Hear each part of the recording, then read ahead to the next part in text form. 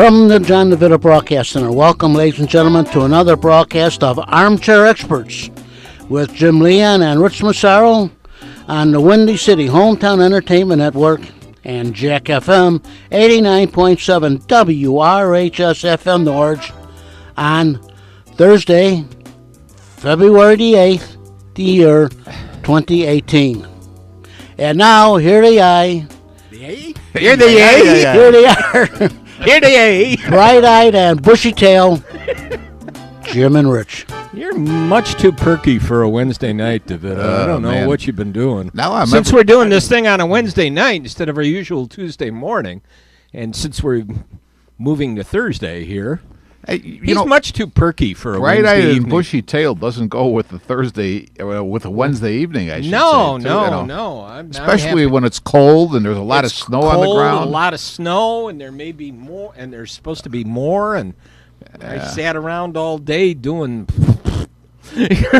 Weren't you working, Jim? Yeah. Oh, but you didn't have anything coming in the door? No, I had a guy do a drop-off that I did his, and I worked on my own return and my mother-in-law's return, and there you go. Stretch that out as far as okay.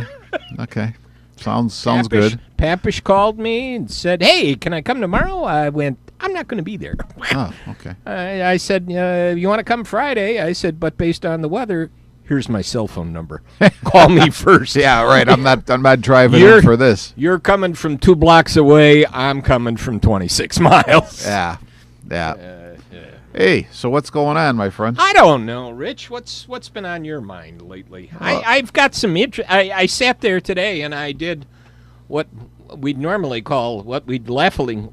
call show prep. Yeah, laughingly is right. And so you did your own show prep. I scribbled down some things that were on my mind, and I wanted to remember. First of all, let's wish our pal Billy Caravia happy birthday today. I'm glad you remembered that because I already did wish him happy birthday. But happy birthday, Bill. Yeah, and there's a group, there's a Facebook group. You should, if you're not aware of it, take a look at it and maybe join it. Vintage Baseball Photos. Okay. It's on Facebook. I didn't think you were going to say that. I thought you were going to say another group that Georgianis was. No. But there was some interesting thing. There was one that was sometimes I look at it and it gets a little meatball-y. Yeah. But there was a real interesting picture that somebody posted. It was a poster from a Negro League All-Star game at Yankee Stadium. Okay. Not sure the year, but it had the date on there, August, whatever it was. And there was a picture of there to advertise somebody coming, Lucius Easter. Oh, yeah. Wow. And looking at the list of players that participated in this game, and I can't remember which team he played for, but James Gilliam.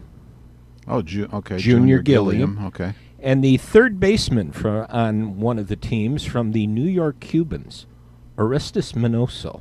The third baseman, okay. Third baseman. That was a really interesting one. Yeah. And our buddy Stat Boy, Steve Allsbach, picked up another one on there. On the other team, there was a ball player by the name of Quincy Troop. Yeah, I've heard of Quincy Troop. His son wrote a biography of Miles Davis. Okay. So quite a bit of history in just one. That's for sure. One little picture was it was just kind of fascinating to find some of that out. Actually, Jim, as interesting as that is, you have me stuck on Georgianis now. Wait till the next time I see her.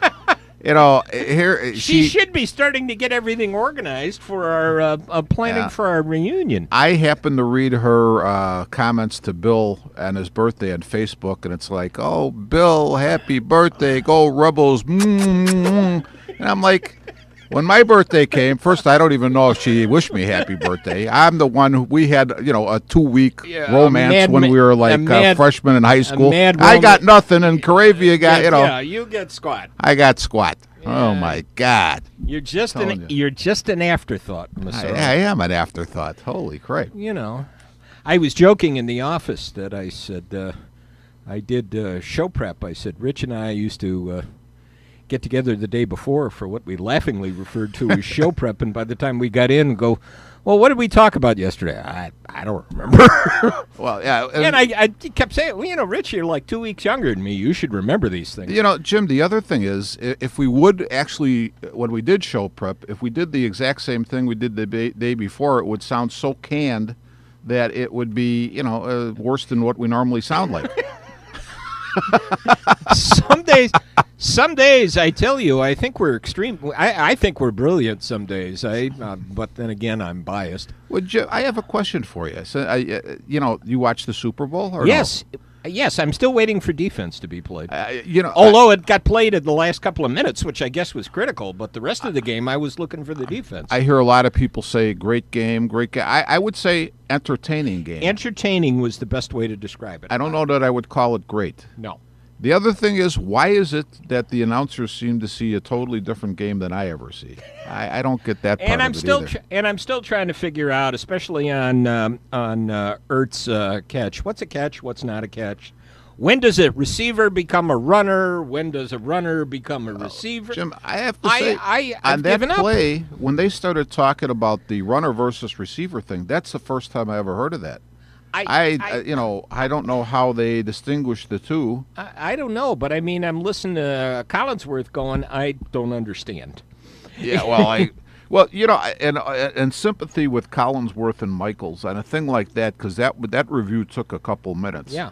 And now you're looking at this thing, and I think you first off you have to fill some airtime. The second thing is you start second guessing what you're seeing, because at one point, Collinsworth said something to the effect, now, did McCourty hit him? Well, I think clearly the first time you saw it, my impression was that he was hit by somebody. I didn't know who it was, but it was McCourty. Yeah. And he went over McCourty into the end zone. And I thought as soon as I saw it, that's a touchdown. And then, of course, they had to, jump in and do a replay. Yeah. But, here's the thing. During the game, I'm listening, and I don't listen intently, but I catch a lot of what they say. And Collinsworth starts talking about what great tacklers the Patriots' defensive backfield was. And I'm thinking, prior to him saying that, I'm thinking they look terrible tackling. They were, the Eagles were running through their tackles like nothing. And I'm talking to, now here's where the announcers sort of influence the people who watch, because I'm talking to Jimmy Sunshine the other day, and Jim normally has his own view of things, and he said, the Patriots, good tackling team. I said, Jim, honestly, I'm not trying to argue with you, but that's not what I saw. They might normally be, but that day they weren't. It didn't appear to be a great tackling day. And going back, entertaining game. Oh, entertaining game. Like I said, I'm still waiting to see the defense.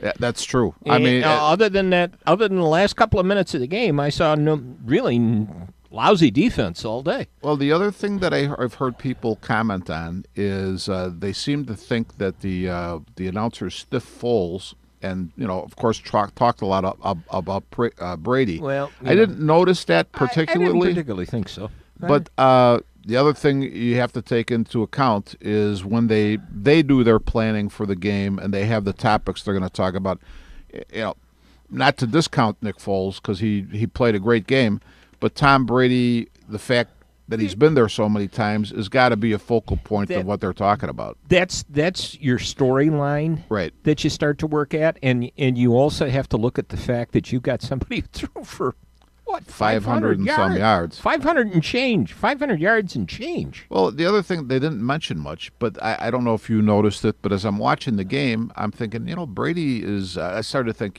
he's getting old. Some of those passes don't look too good. Then I remembered about his hand, and some of the balls he threw were fluttering, but I'm thinking, well, his hand is still sort of affecting him. Yeah, that still could have been an issue.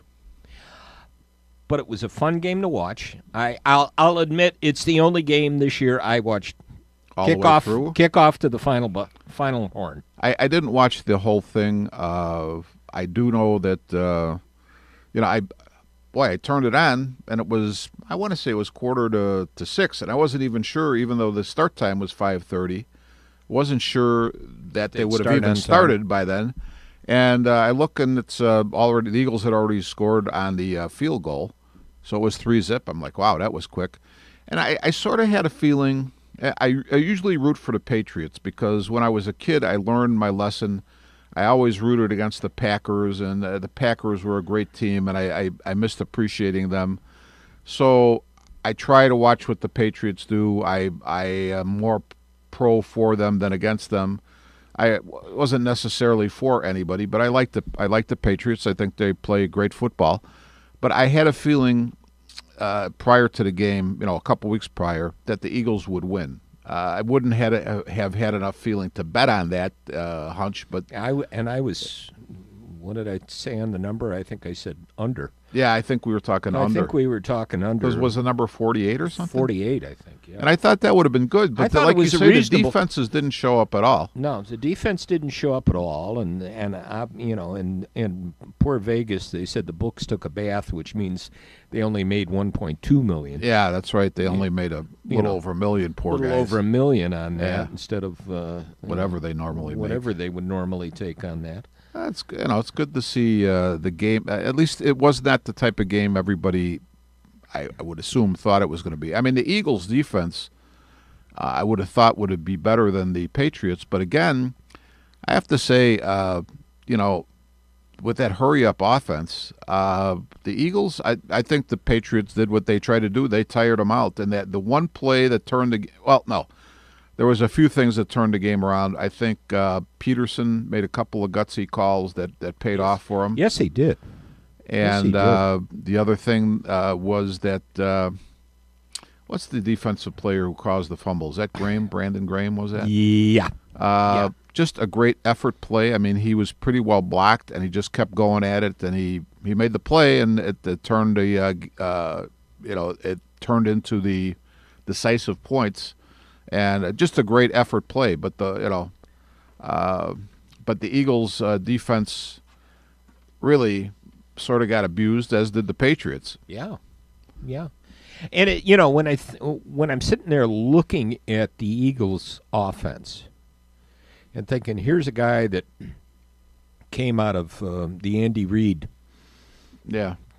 And now we've got one of them here. Oh, so you're okay. And I'm starting, I'm starting to think, this might be interesting next year, because when you start to think about it, you got a core of you got a good running back, you got a quarterback that could be a big talent.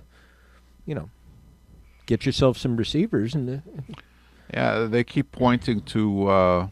What the Eagles did and what the Rams did with their receiving cores last offseason. Yeah. And, it could be replicated by the Bears depending on, they just got to go out and get the guys. They got to go out and get the guys. And when it comes to the draft, with your first pick,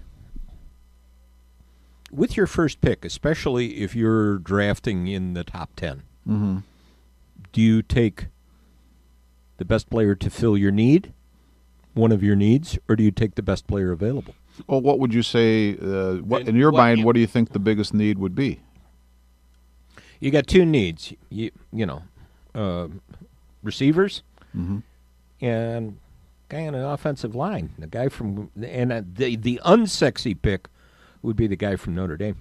Yeah, one of them, because there's two of them that are going to be up there. Nelson is one. Yeah. And I can't remember. Is it Wim? Can't remember. I can't remember his name. And I was looking at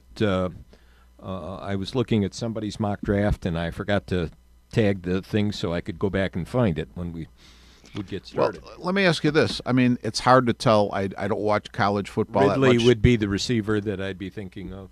Ridley's the guy they all talk about. But I did see the Alabama.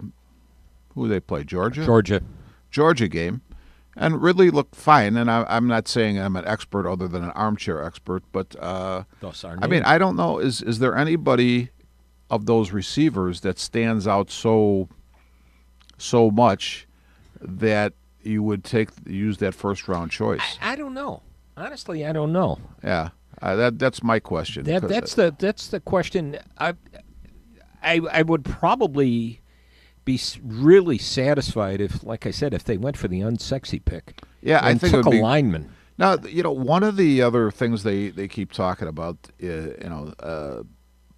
the outside linebackers. I've heard of it. Yeah, I've heard that mentioned, and I can't think of any names right off the top of my head. Yeah, I don't know. I don't know all the players that are out there, and I don't know if they're.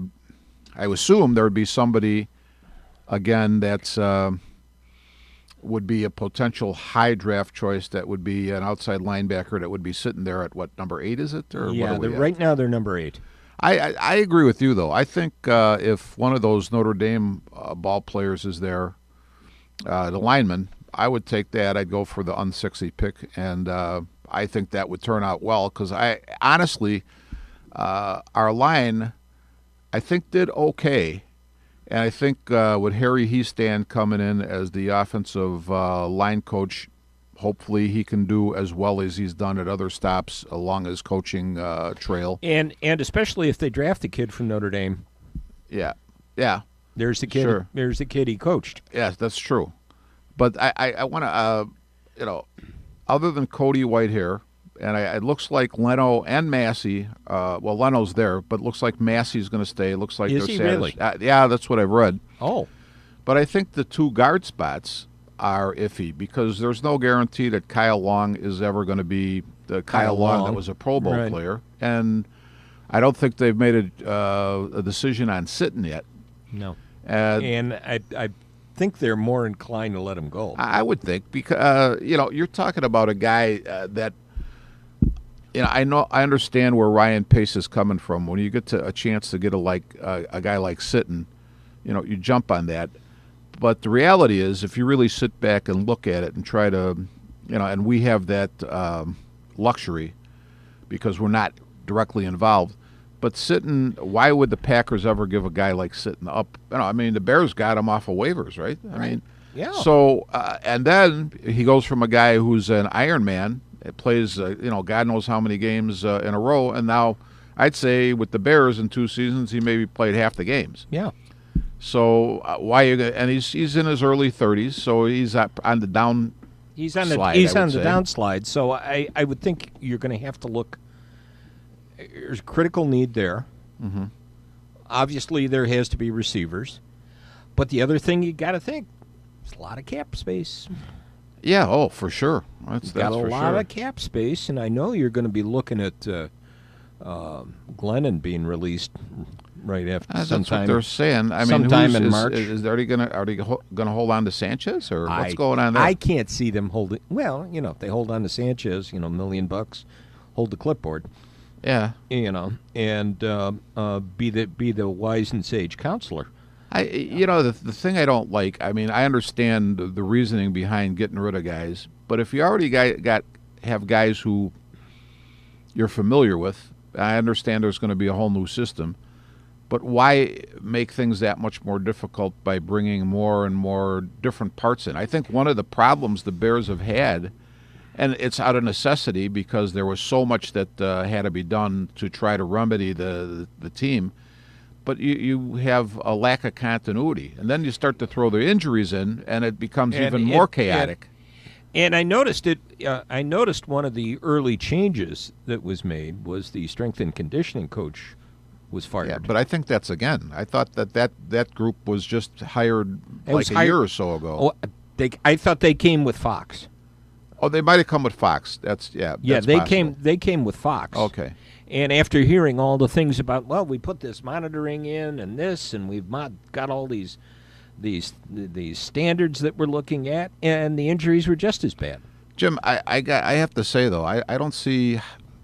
I understand that they want to put an emphasis on conditioning and nutrition and whatever else is available, but I don't think there's any guarantee. When a guy gets his knee blown out, what does that have to do with conditioning? Yeah. You ruin your shoulder. Does that have to do with conditioning? Yeah. You're playing a sport with a lot of big men flying around at high speed. You can get hurt. You can get hurt. What did I see that there saw something? There were 51 ACL injuries this year. Wow. Wow. Yeah, 51 guys blew out their ACL this season. Well, and again, I don't think there's any answer for that, because do you remember when the big trend was to go to artificial turf, because they thought that that playing on a regular turf surface was helping to create a lot of these knee injuries. They went to the artificial surface. They had just as many knee injuries, and then there was more injuries that they hadn't been getting because of the artificial surface. Yeah. So I think it's just a matter of sometimes it's cyclical. I mean, it's just luck is involved. I hate to say that, but there's no rhyme or reason to some of this. No, I know. It'll be interesting to look at, as we could sit here next year and look back and see what the differences are. Reed's teams had a reputation of really strong, heavy workouts during training camp. From what I remember, heavy workouts. You mean weight-wise? A lot of contact, more contact. Oh, contact in scrimmages. Yeah, scrimmages where Fox kind of backed off. He did, but I think part of the reason he was backing off is because he was getting chewed up by the press, and they were feeling that a lot of the injuries were coming from the heavy contact. I mean, there's no, you know what? It's put it this way: you're criticized if you do, you're criticized if you don't. Exactly. And there's no, and not every team is exactly the same. Some teams need the contact, some teams don't. I always thought that, and I'm thinking strictly high school, and I think it could apply to the pros. You do your practice. Maybe have 10 minutes of contact every day so that everybody's still used to contact, but you don't want to overdo it. I knew a couple guys who coached high school ball, and middle of the week, the practices would be fierce. I think you run the risk of obviously injury, but really overdoing it with your players to the point where you get into the game, and it's not quite as intense as goofy as that may sound. Practices can be a lot more intense than games. Mm-hmm. And the players have a tendency to relax and slack off a bit. Yeah, you don't want that guy across from you showing you up. Yeah, so it's interesting, and I don't think there's any real magic answer to the thing. Okay. Yeah, I was just kind of curious. I was going to say, Jim, when you talked about all the injuries, my mind, when you said ACL, my mind, did you say ACL, MCL, doesn't matter. My mind went over to baseball for some reason, and I was thinking, you realize, what are we, 2 weeks from spring training, and we have over 100, over 100 free agents that have not been signed? Over 100 free agents. Thank you. That was one of the things that I would scribble down on my list that we could talk about, but go ahead. Let me ask you this. In your opinion now, and I think, part of the argument is selfish, part of the argument is valid, but guys like Scott Boras and now Tony Clark, who's the head of the Major League Baseball Players Association, have chimed in, and they're saying, hey, you know what, this isn't competitiveness. Everybody can't be in the rebuild mode. And actually, there's a part of me that really, really agrees with them. I know that their main concern is the players, which is fine. That's their business. That's, as an agent and as the head of MLB Players Association. But one of the things that aggravates me, when I look at the Chicago sports page, because the Cubs were so successful with the teardown and rebuild, now the Sox are doing it. You read the papers. If the Hawks aren't playing well, they're encouraging the Hawks to do it. They're encouraging the Bulls to do it. They want the Bears to do it. You know what? Yeah. That might have been the right answer for the Cubs for their situation. It doesn't mean it's the right answer for everybody. And it may turn out to be the right answer. It may turn out to be the right answer for the Bulls because Philadelphia sort of did that. Yeah. Yeah. And they've gotten back to being a pretty good basketball team. Yeah, they have. The Hawks. I was looking at an article, and you have to wonder, is the problem with the Hawks, first of all, They got old really quick. Mm-hmm. Is it a big issue because of Crawford's injury being out so much? You're saddled with you're saddled with a couple of god-awful contracts. Yeah. Last time Duncan Keith scored was last year. Yeah. Last season, I think. It's not good. It's not good. He went from being a very dominating player to he's still good, but you realize when you're on a team like that and you have a player like that who's when they won the Stanley Cup the last 2 times, he was dominant, okay? I know Kane got one of the MVPs, and I don't know who else. Keith should have got the MVP in at least one of those Stanley Cup finals. He was magnificent. But when he's still very good, but when a player like that drops off from fantastic to very good, that's a huge drop-off. Drop. Yeah. And Sharp was not worth it. Well, here's the thing about Sharp, Jim. Think about this. If if all you want from Sharp is 6 or 7 minutes or 8 minutes, whatever he's getting, 10, 11 minutes, whatever it is. On those nights when he even dresses. On the nights when he even dresses, you're going to get what you get. But if you think that Sharp still has the ability to be a scorer, then you got to put him on one of the top 2 lines and let him stay there till. I used to play basketball on a team with Billy Prina, and we'd get into a game, and Billy would shoot 5 or 6 shots and he'd miss, and we'd be on his case. Bill, come on, what the And Billy'd say, you know what, guys, I'm a shooter. I'm going to shoot till I get hot, and he would get hot. The point that I'm making with Billy is the same thing I'd say with a guy like Sharp. If you're a goal scorer, how good are you going to be if you're on the ice for 6 or 8 minutes?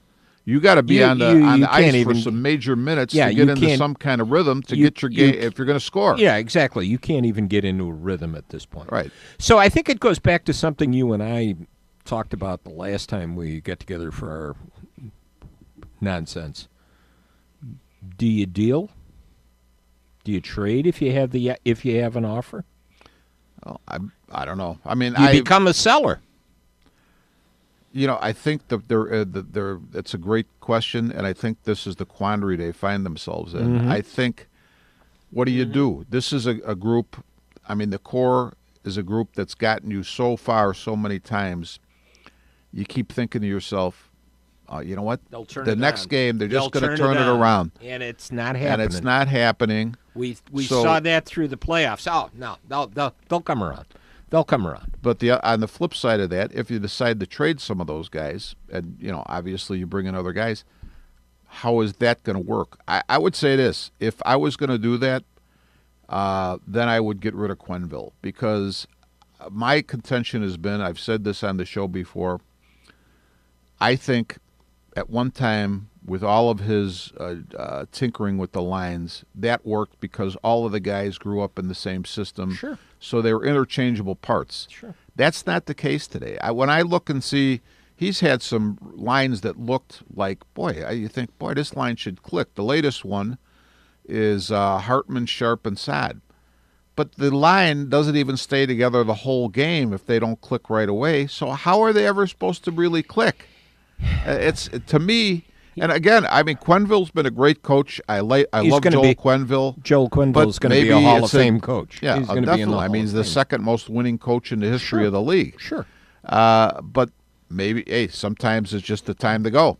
The message falls on deaf ears. Yeah. And it might be time for somebody else to say the same thing. The same thing, though, could go. I mean, you could look at it this way. Maybe Quenneville stays, but I look at a guy, I'll use a guy like, Keith's ability is still good, but it's diminished. Same with Seabrook. Kane is still good, but he's not benefiting from the way he was when he was on a line with Panarin.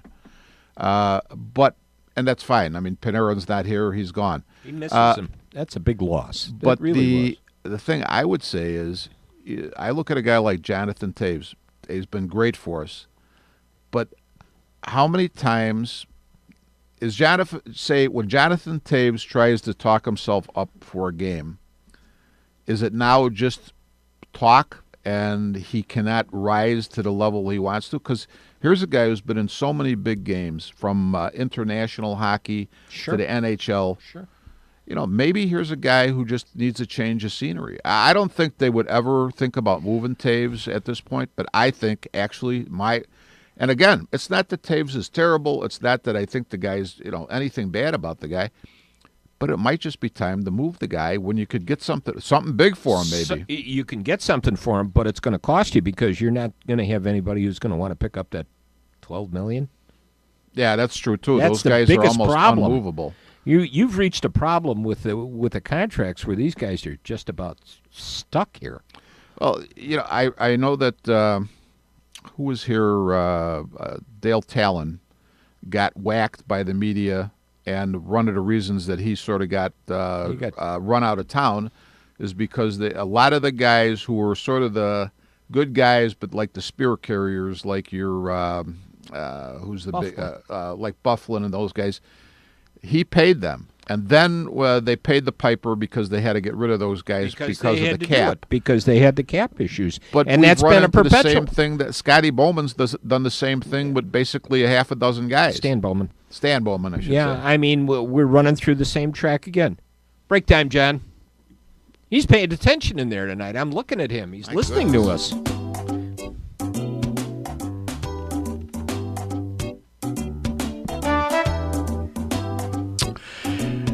You're listening to Armchair Experts from the John DeVita Broadcast Center on Jack FM 89.7 WRHS FM Norge and the Windy City Hometown Entertainment Network on Thursday, February the 8th, the year 2018, with Jim Leon and Rich Massaro. And this is Jack FM 89.7 WRHS FM Norridge, Illinois. And now back to Jim and Rich. On the big 89.7. Jim, by the way, you guys, anybody wants, you can find us also out on Facebook on Armchair Experts on 89.7 WRHS FM Norridge. Scintillating conversation. Oh, scintillating. Jim, I threw us off track, though. We were talking about baseball, and we got off onto hockey. Well, the analogy was good because we started talking about rebuilding and that, and actually there were a couple other things I wanted to go back to for football. But go ahead, do that. Josh McDaniels has screwed out, right? He has screwed himself. He better get that Patriots job because nobody's going to hire him. You know what? How I read that though, Jim? He's already got the Patriots job. Oh, I think so. This is the last year of Belichick's contract. Yeah, I think Belichick's done after this year, and I think his contract is up after this next season. I don't know that for sure, but I mean saw you're probably right. But I think Belichick has sort of hinted around at that, and. I don't see any other reason for McDaniels to back off other than they've already promised him something. So I think that's what's going to happen. It was kind of interesting because the stories you hear is McDaniels came to clean out his office. Okay. And the front office grabbed him.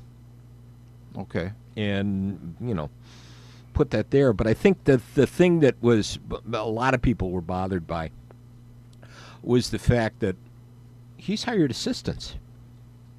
And they've signed contracts. Oh, with Indianapolis? With Indianapolis. Oh, I didn't know that. He hired some assistants. Okay. And they've already moved their families and things. Now, Jim, this is not unprecedented because, if you remember, Belichick did this himself. I know. I know. He was going to go to the Jets? Jets. He was going to succeed Parcells. I believe so. Yeah. And he was, they announced it, and the next day it's going to be the introductory press conference, and he comes in with his thanks, John, with his letter of resignation and spends a half hour telling everyone why he's quitting. Yeah, well, that was. Well, I didn't know about the assistants, but were any of the assistants Patriots guys? I don't think so. I think one.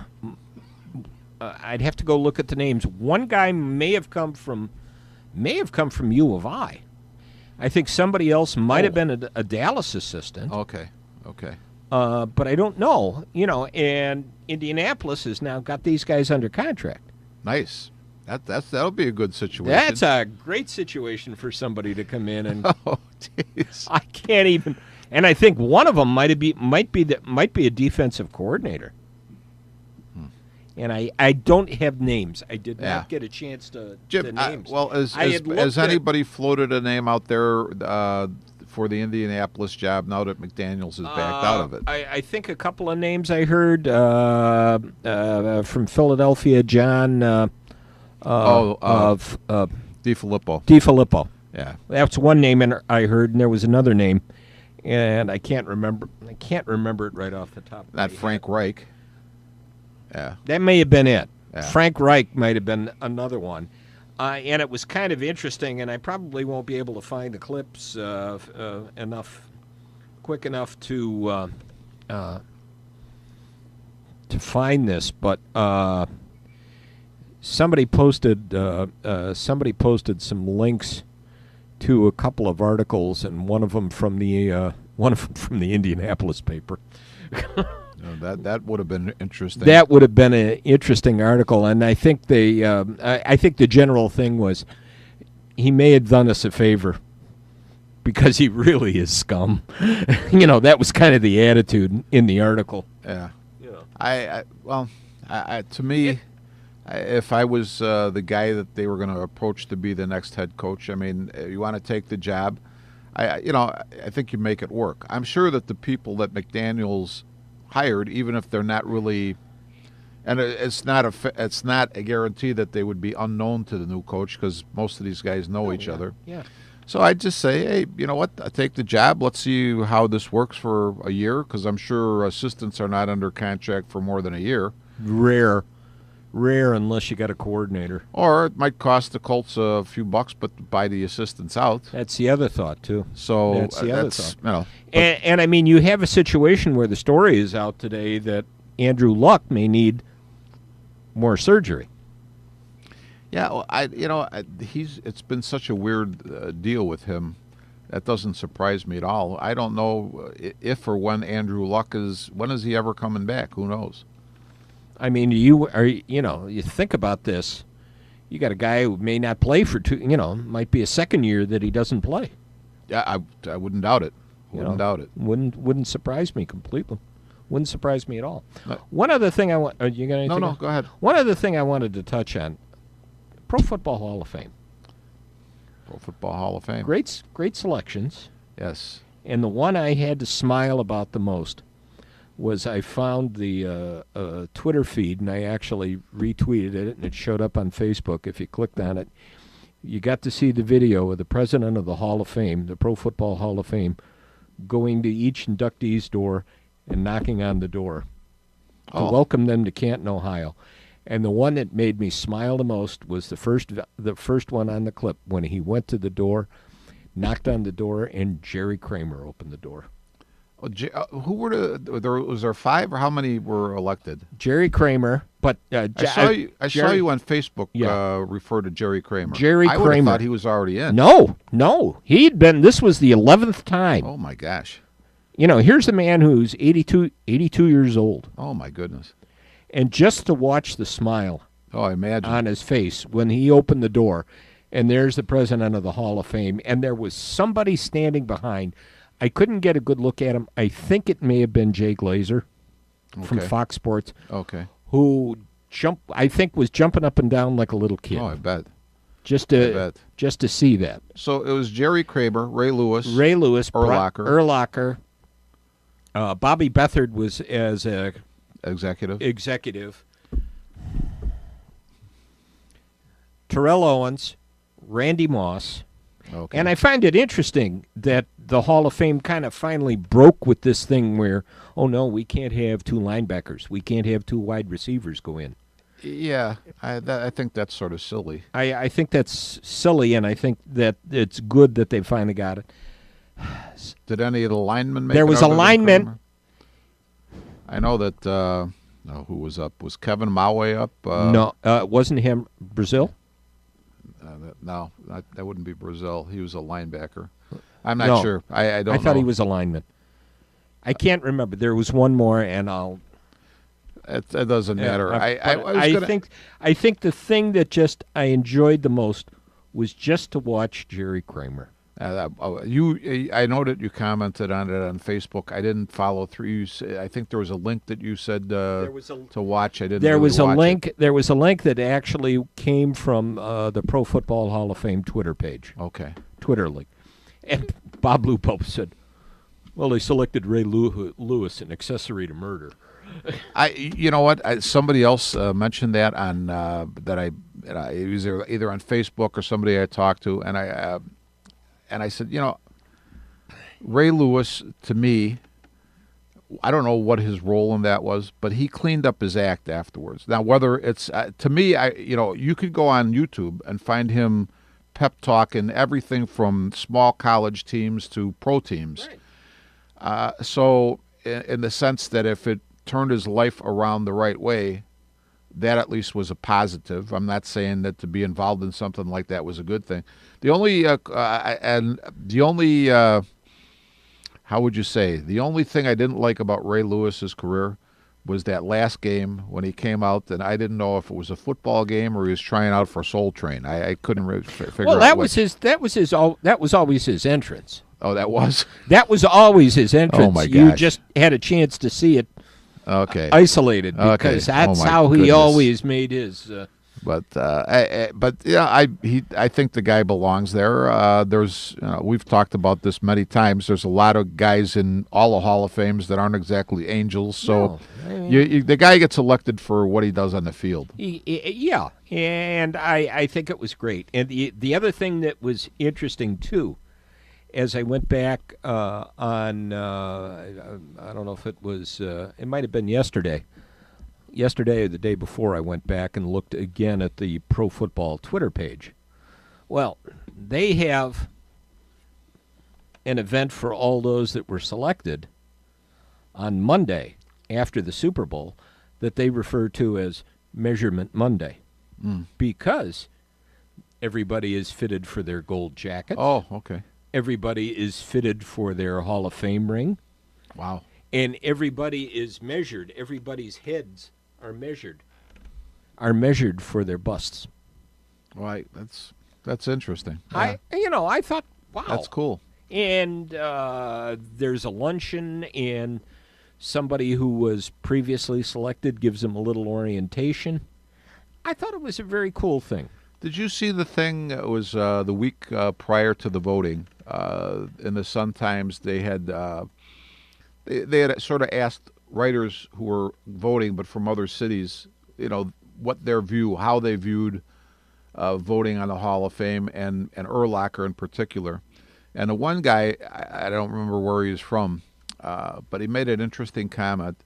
He said, if you could write the history, in this case, the history of pro football, and how do you put it? Say if this guy's name was eliminated from the history of pro football, would it make a difference? In other words, I don't know if I'm saying this correctly.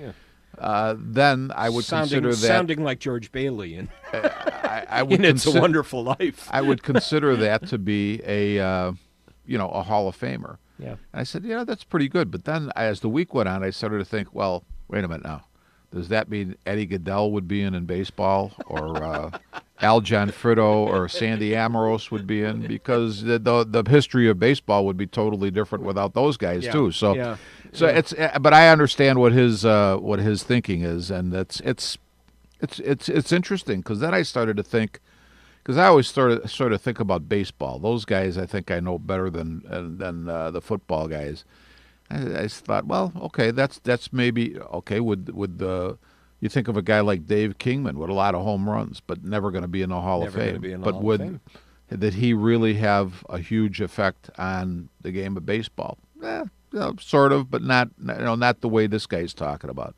So I just thought it was an interesting way to look at things. I thought it was a good way for somebody who's voting to look at them because it's it's a good standard to have. You mentioned Eddie Goodell and made me think of the whole story in Vec is in Rec when he sent Goodell up, and after that was all done, Will Harridge wanted his name banished from the records. Will Harridge was the president of the American League, wanted his name banished from the records, and he, Veeck got all aghast in his normal way just to stick it to somebody and said, the records are sacred. They're not only cast in stone, they're brought down from the mount. Well, you'll ruin the whole. Well, I mean, his point too. I mean, he said it in the book. He said, well, if that's the case, then whoever, I don't know who the center fielder was that he batted for. He batted for nobody. Jimmy Delsing. Jim Delsing. And then Swift would have never caught the 4 pitches, and whoever the pitcher was, Kane, I think, Bob was the Kane pitcher, would have never thrown the 4 pitches, and then nobody would have run for him. That's right. And it upsets the whole balance of baseball record keeping, and they had to buy that because it was right. He was absolutely right. For anybody who's listening who's not familiar, Eddie Gaedel was a midget that Bill Veeck sent up to the plate in the early 50s when he owned the St. Louis Browns. 1951. Right. And for those of you who don't know the St. Louis Browns, they are now the Baltimore Orioles. Right. So anybody who's listening, and we throw out these names, you may not know who these people are, but that one will explain because that was a unique situation. That was a unique situation. Eddie Gaedel was an actor, really. Yeah. You know. And the last thing that, and Veeck used him for an occasional stunt. He used him at Comiskey Park. He used him at Comiskey Park, where he was a Martian, as alien. A Martian, and he captured Fox and Aparicio, Nellie Fox and Louis Aparicio, and 2 smaller-sized players that played for the Sox, and they were going to adopt them as Martians or something. Right. And do you remember the line he uttered? No, I don't. He said. Gaedel said, "You don't need to take me to your leader. I've already met him." That is a good line. That's a very good line. And there was one other thing. Again, I'm skipping around, going back to that vintage baseball photos I told you about. Oh yeah, okay. There was a picture in there, and I didn't go back and verify it, but there was 2 pictures in there of of baseball cards, same player, Diego Segui with the Seattle Pilots, okay. Diego Seeley with the Seattle Mariners. Oh, he played for both? He started the first game for both of them. Oh, my gosh. Okay. Wow. There's a trivia question. I didn't go back to verify that, but somebody posted that. Well, I was in Rex's, and Anthony Pinello, who's one of the owners, is a big Patriots fan. Mm-hmm. And we were sitting there talking, and he said, well, if the Patriots would have won on Sunday, he said the Patriots, you have to think of these things in, let's see, I think the Patriots may have been in the Super Bowl 10 times.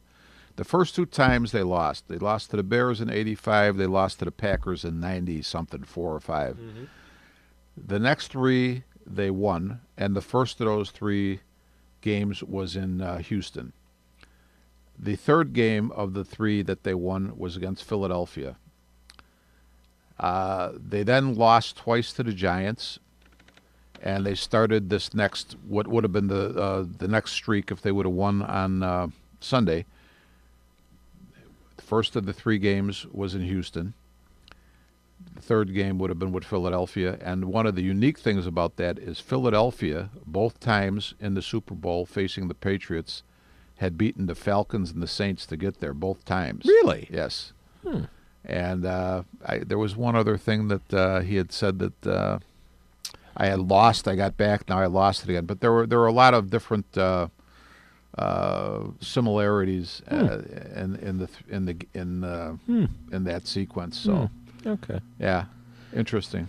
All right, so let's go back to our baseball talk before we we got ADD and suddenly wandered. Yeah, well, I probably had it for many years and just didn't realize it. At least we're not walking around going ooh, shiny. Yeah. At any rate, what do you think about the question that I raised before about the competitiveness situation? Yeah, this is a thing, and I think I kind of understand. You're not only as a general manager and president of baseball operations like Hoyer and Epstein here. You're not only planning for the 2018 season, you're going to have to look at your contract commitments for 2019, 2020, 2021, and start to look at that, because I know what your obligations are going to be, and it's going to give you an idea what you can spend, because you don't want to get into that position of the luxury tax, or the competitive balance penalty, or whatever way they're finally, whatever way they're trying to fancy it up. And I understand that from a business standpoint. But you also have to think about this. When a player is signed, he's signed at a low salary for. Yeah, no. It's not low. It's not. It's comparatively not low. Comparatively low, whatever the minimum salary is, or whatever it happens to be, and you've got him under control for a certain number of years until he hits that arbitration point. And you get a situation like Bryant went from $1 million to $10 million. Yeah. Like that, and he's going to have a couple of more years where the Cubs are going to control him. So they get these points where you're paying him, he's under control. Now he hits his free agency. And in some cases, he may be 31, 32. Right. And now you have to start to wonder, he's going out and looking for the big bucks, and he might start to be on the downside of his career. Sure. That's the big argument going on with Arrieta. Are we going to sign exactly Arrieta? With Arrieta? Yeah. What was it? I think Morrissey. I don't usually read him, but he had a good column about Arrieta versus Darvish. And, he was basically up in the air about it, but he made some great points. Arrieta's velocity, not that means everything, but it seemed to mean something with Arrieta. It's declining. It's declining. And Darvish has been, in that area, not in the same situation. He's had other issues. He's been hurt quite a bit, and at least 2 years off of Tommy John. Yeah, and 2 years. 2 years away from Tommy John surgery. To me, I think the Cubs are going to go to the fallback position, and you're going to see them go after Cobb or Lynn or somebody like that. Yeah. Now, I don't know what Cobb's price is. Well, I think that's why you're not seeing much action for him on the market. Whoever's advising him is probably telling him, this is how much we should, this is what the market can bear, and maybe it's more than the Cubs want to spend.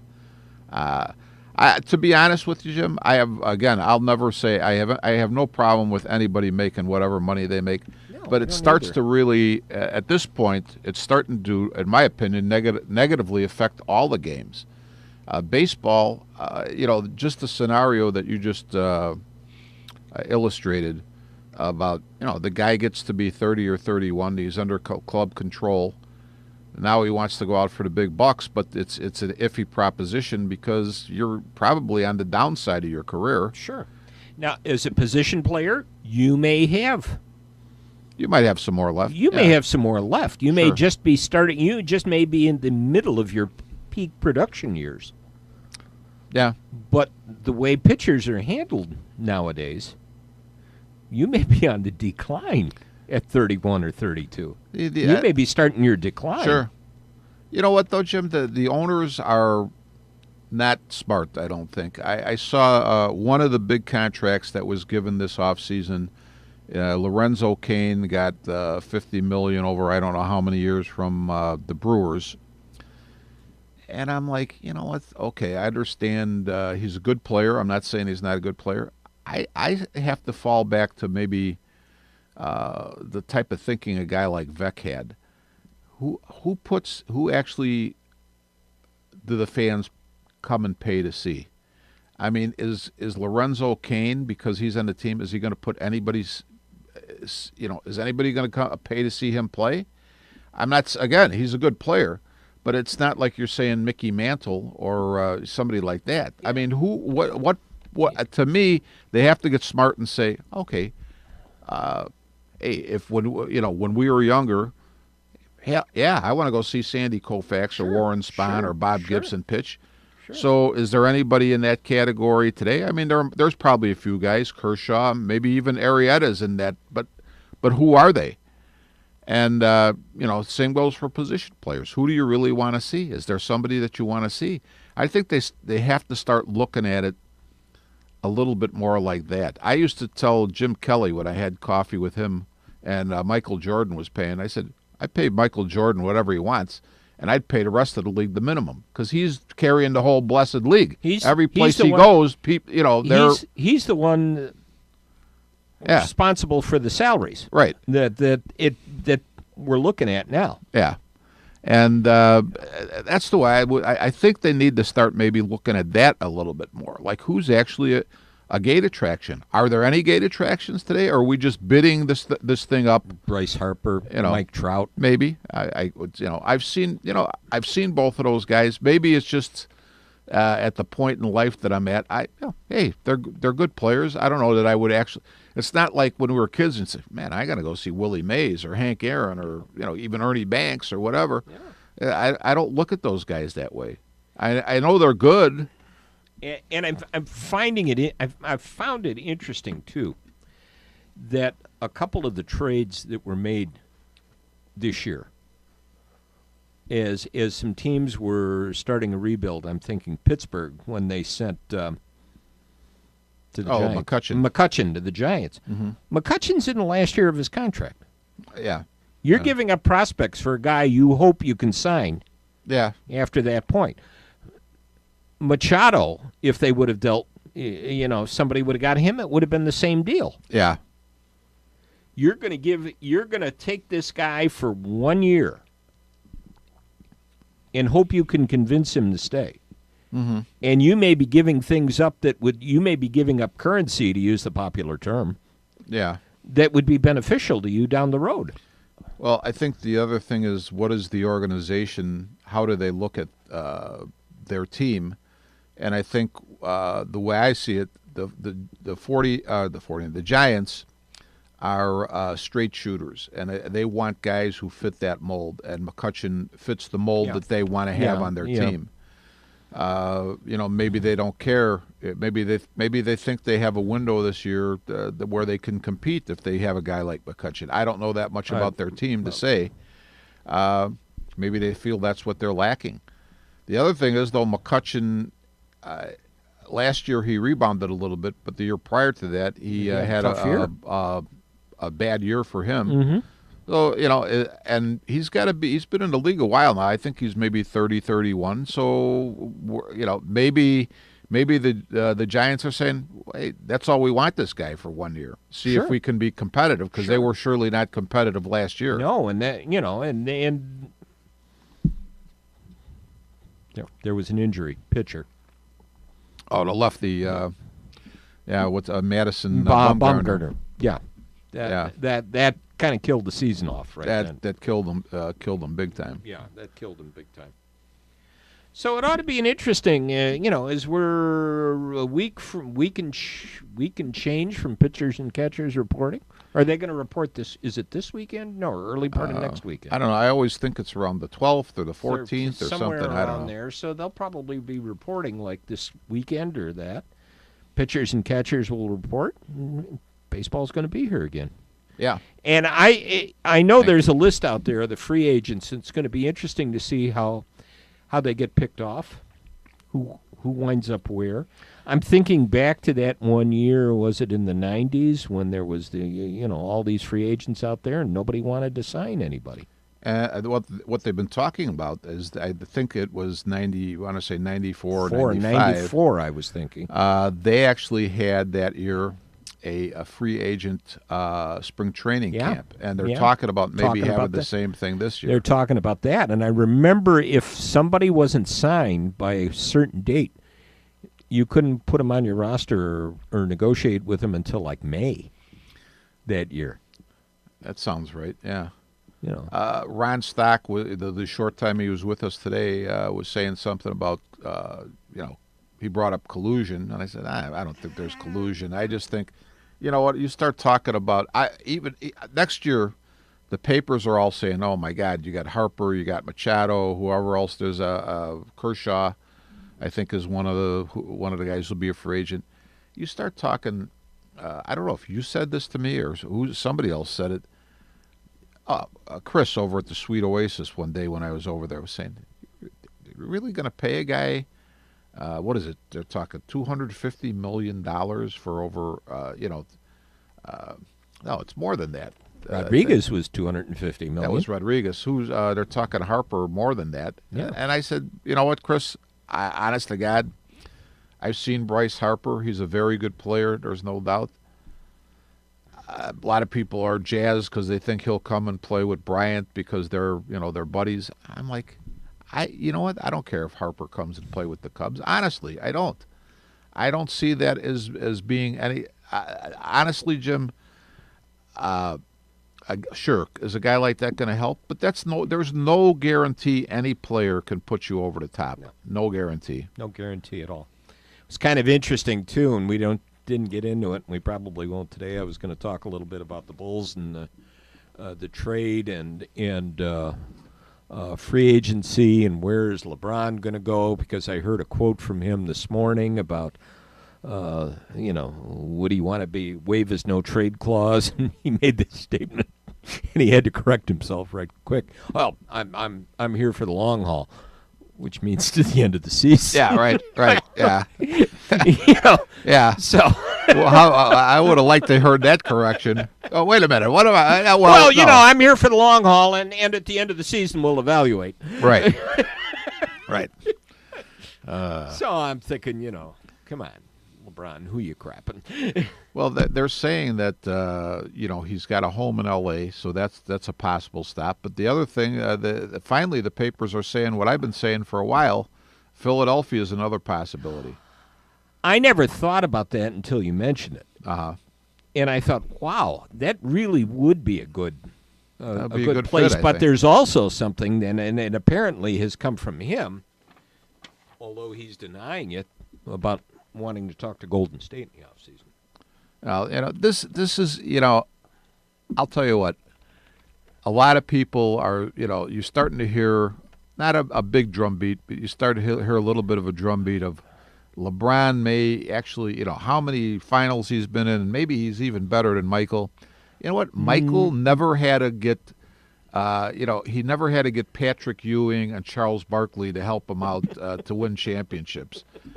And LeBron seems to always need a little bit of help. I'm not saying LeBron's not a really good player. He's a great player. There's no doubt. But not the same deal as Michael Jordan. It was kind of funny. And I didn't check the stats last night, but I'm listening this morning when I'm driving in. I'm listening to Mully and Hanley on the score, and Hanley's going berserk after that quote because... Oh, LeBron, everybody says LeBron's the team player and all-around player. He says, how could he score that many points last night, not have a rebound, and not have an assist? Somebody explain that to me. Jim, are they still, they were on a pretty good losing streak. Are they still on it? I don't know. Let's do that. Let me take a quick look here. Yeah, by the way, another group you might want to look at on Facebook, and I've joined a couple of them lately, NHL 1960 to 69. I haven't explored some of these yet, but they just were interesting to me. Yeah, there are some. There are some. And again, some of them I look at after a while, and they get really, really meatbally. Arguments during the Hall of Fame voting was just like, oh, please. People. That's why I stick to the 70s and 80s wrestling scene, because there are no arguments. I know. There's no argument. This is Haystacks Calhoun. There we go. All right, Cleveland is 30-22, ahead on percentage points over Milwaukee, who's 30-23. Last 10 games, Cleveland is 4-6. Okay, so they've rebounded a little bit because I know they were on a little bit of a losing streak. They're 19-7 at home, 11-15 on the road. Well, you know what?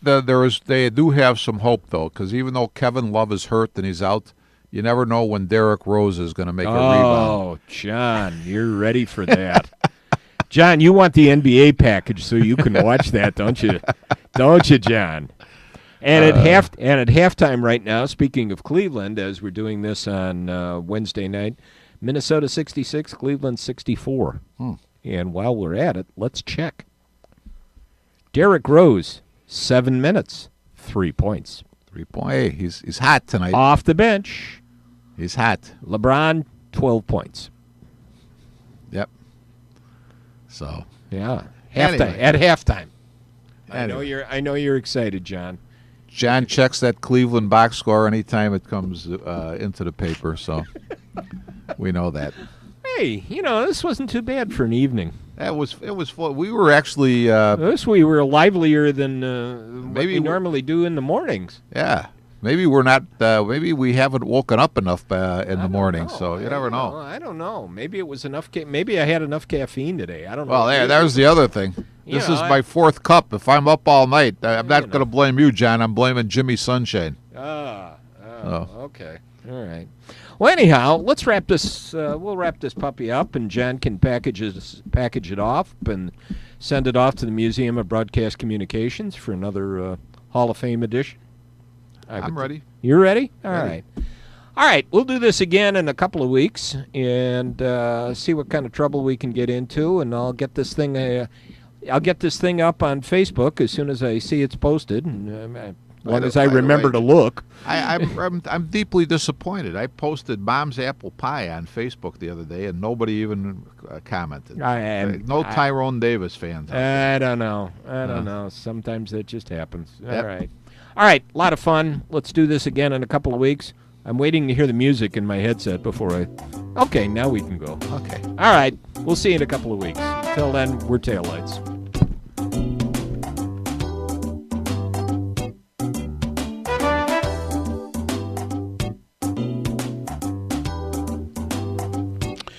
You have been listening to Armchair Experts from the John DeVito Broadcast Center on Thursday, February the 8th. On Jack FM 89.7 WRHS FM Norwich and the Windy City Hometown Entertainment with Jim Leon and Rich Massaro. This broadcast was directed by John DeVita, and our special thanks to radio station manager Kevin Zeflik of WRHS FM Norwich and the executive producer of Windy City Hometown Entertainment Network, Mr. John Chikanda. This broadcast was pre-recorded on Wednesday, February the 7th, the year 2018. Until next time, friends, please be safe and thanks for listening.